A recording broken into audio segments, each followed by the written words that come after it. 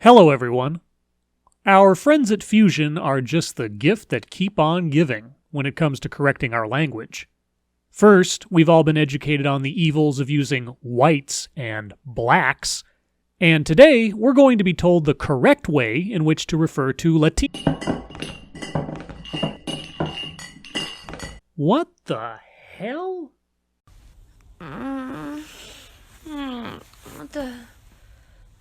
What's going on?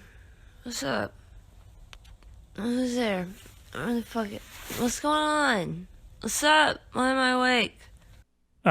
Amanda? What the hell are you... What? Were you asleep under that pile of vodka bottles? Is it still the weekend? No, it is not still the weekend. Wait, Scribe?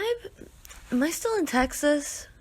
No, you're a long way from Texas, but, well, I was just about to do a video on Fusion, language policing references to Latinos, so that's kind of Texas-related. You know what? I think I'm still drunk enough to help you with this one, Scribe. Let's do this. Sure, why not? This'll get me some gender diversity cred. Let's roll the intro.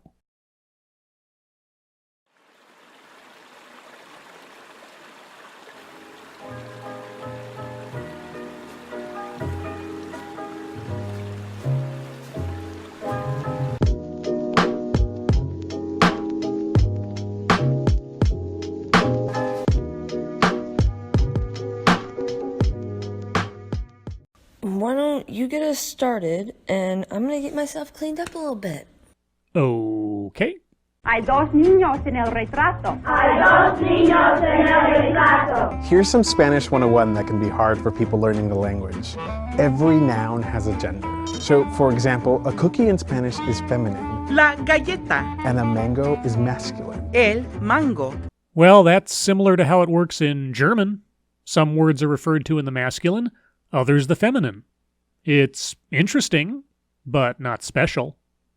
There we go, that's better. Now at least I don't look like I crawled out of a pile of vodka bottles. Even the word Latino is masculine. But what happens when a person of Latin American descent doesn't identify as male or female? Well, there's Latinx.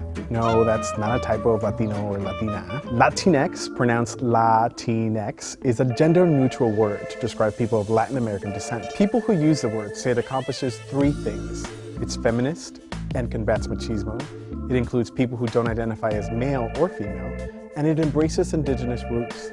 Whoa, wait, hold the phone. Couple of things here. One, Latin culture and language are very intertwined, hence why they have a more gendered language and clearly defined roles for the sexes. So, you propose changing an entire language and through it the culture, and your top reason is because it's feminist? I can't even respond to the level of stupidity. So I'll just move on to my second point. Something I noticed you're trying to sneak by, people. You write gender inclusive, but what you said was it combats harmful machismo. Machismo is an integral part of Latin culture. I'm not claiming to be an expert, but I do have some idea of the culture of machismo as I lived in New Mexico for 4 years as part of a Mexican family. My now ex-stepfather exhibited what you are calling machismo. He was a drunk with a mean streak and thought his word was law and women were inferior. But that's not true machismo. In the culture of machismo, the men have authority and their wives listen to them, but it's out of respect and love, never because they have to. These men control their emotions, work multiple jobs to ensure their family is well provided for, and they help others when they're presented with someone in need. These people work hard, and yes, they play hard, but there's nothing wrong with that. It's nothing fundamentally constricting about their culture or their language. So if your intention is to demean that culture based off a twisted definition of machismo, then cállate tu boca, por favor. I remember that much.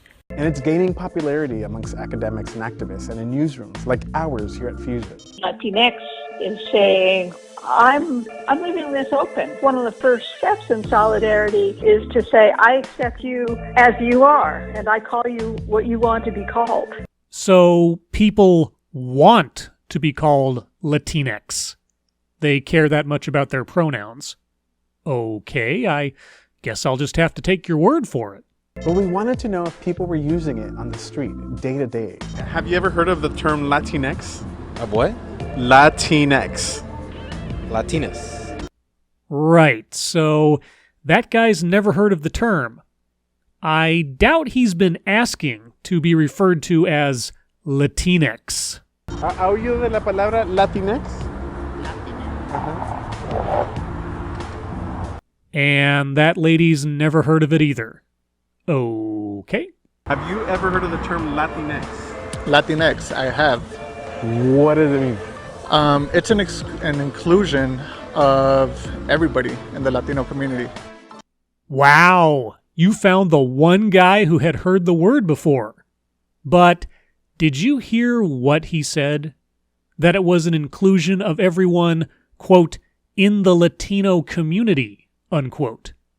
Now, when he said Latino in that context, do you imagine he, or anyone hearing him, would understand that to be excluding anyone?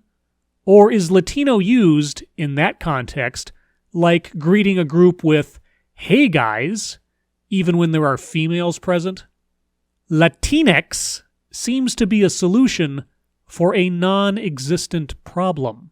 I talked to scholars and activists to find out where the word even came from. Latinx first showed up in academic and activist circles online in the 1990s, and then it started to gain more popularity in 2014. But there were versions of it popping up in chat rooms over 20 years ago, in the forms of Latino, at, or Latina. Wait, how do you pronounce that? Shorthand phrases used on the internet in the 1990s. I'm sure this is reflective of both proper grammar and common vocabulary. This is why everyone understands me when I say, damn, that guy got totally K-lined when I see someone tackled in football, right? So this is why people are using Latinx more, because you can actually use it in real-life conversations. Except conversations with random people on the street, apparently. Critics of the word Latinx say that it's a bastardization and bulldozing of the Spanish language, and argue that the term Latino is already neutral and inclusive. And they would be correct.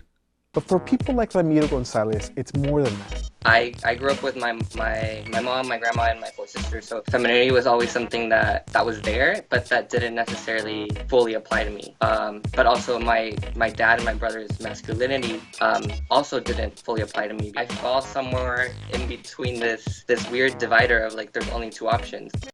You are a boy.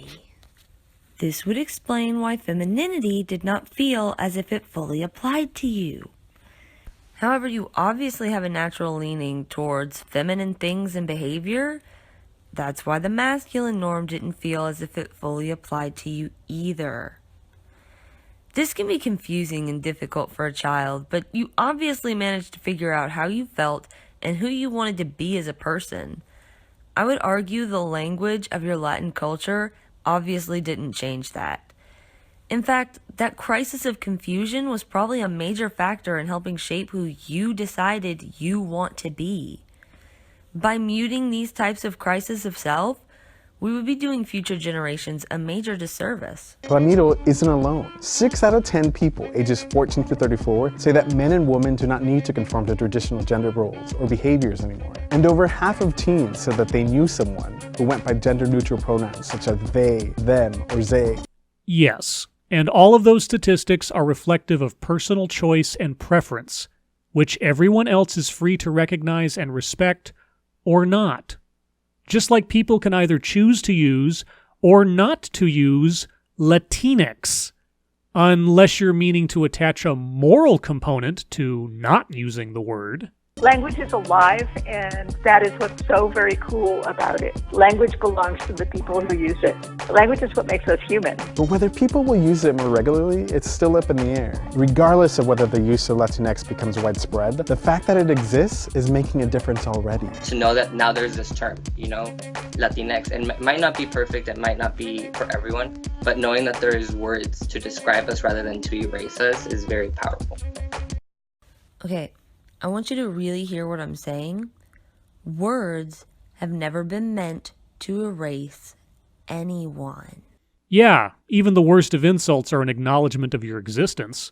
And saying Latino isn't an insult unto itself.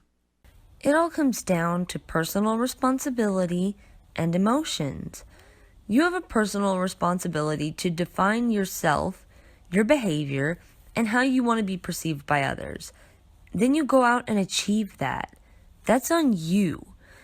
If you don't like the way people perceive you, speak to you, or treat you, either change the thing causing it, or get strong enough to not give a fuck either way. It's not my responsibility to worry about your feels, and a whole language and culture definitely has no such responsibility for your feels. Yup. The operative term in self-esteem is self.